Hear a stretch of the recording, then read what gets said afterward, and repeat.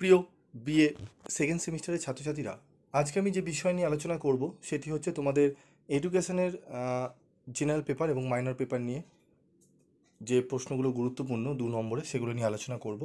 তো তোমাদের অনেকেই রিকোয়েস্ট করেছে, স্যার আমাদের 2 নম্বরে কিছু গুরুত্বপূর্ণ প্রশ্ন দিন যেগুলো আমাদের জেনারেল এবং মাইনর পেপারে আসতে পারে। তো আমি জানো তোমাদের 2 নম্বরে প্রশ্ন আলাদা করে দিই, তার বেসিক কারণ আমি আগের ভিডিওতে আলোচনা করেছি।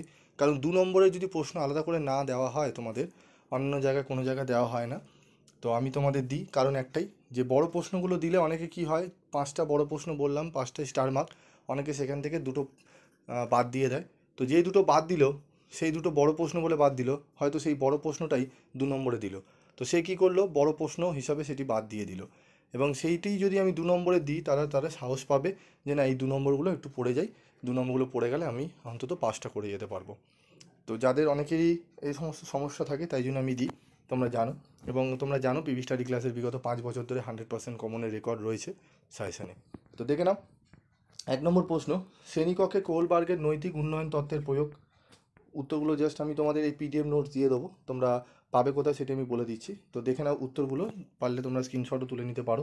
ঠিক আছে, তারপর দেখো এরিকসনের নির্দেশিত কৈশোরকালের মনোসামাজিক বিকাশের মূল বৈশিষ্ট্যগুলি লেখো। এরিকসনের মতে কৈশোরকাল হলো পরিচয় বনাম ভূমিকা বিভ্রান্তি ভার্সেস রোল কনফিউশন এর সময়। এই সময় ব্যক্তিরা নিজেদের পরিচয়, আত্মসম্মান এবং সমাজের সঙ্গে সম্পর্ক নিয়ে চিন্তা করতে শুরু করে। এর মূল বৈশিষ্ট্য হলো ব্যক্তিগত পরিচয়ের বিকাশ, সমাজের নিয়মকানুন এবং প্রত্যাশা মেনে চলার প্রয়োজনীয়তা, ব্যক্তিগত মূল্যবোধ ও বিশ্বাসের স্থাপন, ভূমিকা বিভ্রান্তি এবং একক পরিচয় নিয়ে সংশয়। পেঁয়াজের মতানুযায়ী জ্ঞানমূলক সংগঠন কি, এটি নোটসও আমি দিয়েছি, নোটসেও আলাদা রকমভাবে লেখা আছে, তোমরা আরেকটু সোজা করে তোমাদের দিয়ে দিয়েছি। অনেক রকমভাবে নোটস আমি তোমাদের দিই, যে স্টুডেন্ট যেরকম করে আমি জিজ্ঞেস করে নিই কে কীরকম রয়েছে। ঠিক আছে, অনেকে সোজা উত্তর চায় তাই জন্য তাকে দিই, অনেকে বলে স্যার আমি 90% 80% নাম্বার পেতে চাই। তো তাদের জন্য কিছু উত্তরের কোয়ালিটি বেটার করতে হয়, কারণ সেখানে কিছু কঠিন বাক্য থাকে যেগুলো নাম্বার তোলা যায়। তো এরকম থাকে, তোমরা দেখে নাও। ঠিক আছে, জ্ঞানমূলক সংগঠন কি।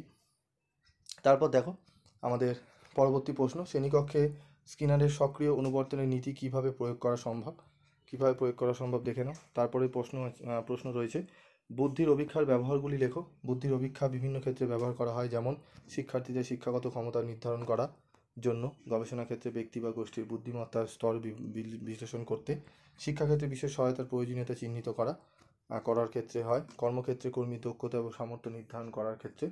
ঠিক আছে, তারপর দেখো বিস্মরণের কারণগুলি বিভিন্ন রকমের হতে পারে, যেমন তথ্যের ব্যবহারহীনতা, প্রতিস্থাপন, পুনঃস্মরণের অভাব। ঠিক আছে, মস্তিষ্কের আঘাত বা ক্ষতি, মস্তিষ্কের ক্ষতি বা মানসিক আঘাতের কারণে তথ্য বিস্মৃত হয়ে যায়। চাপ এবং উদ্বেগের কারণে অতিরিক্ত মানসিক চাপ এবং উদ্বেগের ফলে স্মৃতিশক্তি হ্রাস পায়। তো এখান থেকে যে কোনো দুটো কারণ লিখতে পারো, এবং 5-এ দিলেও তোমরা কিন্তু এখানে 5টি পয়েন্ট আমি উল্লেখ করে দিয়েছি, এই 5টি পয়েন্ট কিন্তু তোমরা দিতে পারো। সেক্ষেত্রে 5-এ 5 পাবে না, তবে 5-এ 3 পর্যন্ত 60% মতো নাম্বার তোমরা পেয়ে যাবে। এটা কেন দিলাম, অনেকেরই পড়া হয়নি, সোজা উত্তর চাইছে তাই জন্য দেওয়া। ঠিক আছে, আর যারা মনে করছো ভালো 5-এ 5 পেতে চাও, তারা 2-1টা পয়েন্ট আরও যোগ করবে। যারা স্টাডি মেটেরিয়াল কিনেছো তারা সেইগুলোই পড়বে। স্কিমা কি, তো এই প্রশ্নের উত্তরটাও তোমরা দেখে নাও, এবং তোমরা পিডিএফ কীভাবে পাবে তোমাদের বলে দিই। তোমরা যারা গ্রুপে রয়েছো তারা গ্রুপে তোমরা পিডিএফ নোটস পেয়ে যাবে, সেখানে গ্রুপে আমি পিডিএফ নোটসই দিয়ে দেবো, তোমরা সেখান থেকে পড়ে নিতে পারবে। ঠিক আছে, তো এরকমই ভিডিও এবং পিডিএফ নোটস ফ্রি অফ কস্টে আমাদের 60 থেকে 70% কিন্তু ফ্রি অফ কস্টে পিডিএফ নোটস দেওয়া হয়, এবং 100% কিনতে গেলে তোমাদের নিতে গেলে তোমাদের কিছু সামান্য রেমুনারেশন দিয়ে তোমরা নিয়ে নিতে পারো। এবং অনলাইন ক্লাসও আমাদের কিন্তু অ্যাভেলেবেল থাকে, যেটি অন্যান্য জায়গা থেকে অনেক কম রেমুনারেশনে। ঠিক আছে, তো যদি তোমরা ইচ্ছুক থাকো তাহলে অবশ্যই যোগাযোগ করো। তারপর দেখো বুদ্ধির অভিক্ষার দুটি ব্যবহার। ঠিক আছে, এই প্রশ্নটা। তারপর দেখো প্রাক্ষোভিক বুদ্ধাঙ্গ কী। ঠিক আছে, আইকিউ। তো এই প্রশ্ন 10টা প্রশ্ন দিলাম, এই 10টি প্রশ্ন ভালো করে করে যাও, আশা করি তোমরা অনেকটাই উপকৃত হবে তোমাদের কিন্তু পরীক্ষার প্রশ্নপত্রে।